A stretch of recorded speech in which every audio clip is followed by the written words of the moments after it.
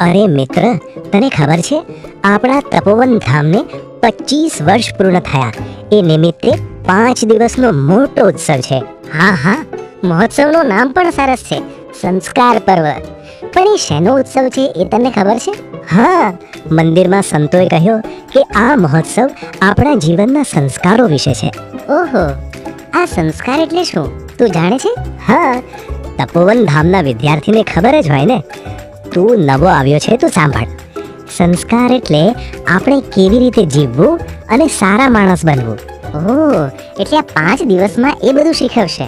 હા, અને સૌથી ખાસ વાત, આપણા હિન્દુ જીવનના 16 સંસ્કારો વિશે જાણવાનું છે. 16 સંસ્કાર? એટલા બધા? બિલકુલ.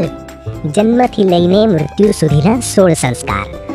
બાળકના જન્મ પહેલા અને પછીના સંસ્કાર, તે પછી નામ કેવા પાડવા, ભણતર કેવી રીતે શરૂ થાય અને જીવનમાં જવાબદારી કેવી રીતે સમજવી, અને છેલ્લે ભગવાનના વાળા કેમ થવો, એ બધું આ સંસ્કારથી શીખવા મળે.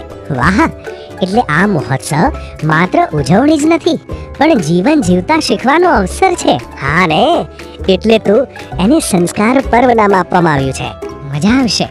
આપણે પણ સારા સંસ્કાર શીખીને ગુરુકુલ અને પરિવારનું નામ રોશન કરીશું. ચાલ, સ્વામિનારાયણ ભગવાનની જય કરીને પણ આ મહોત્સવની તૈયારીમાં સેવા કરીએ.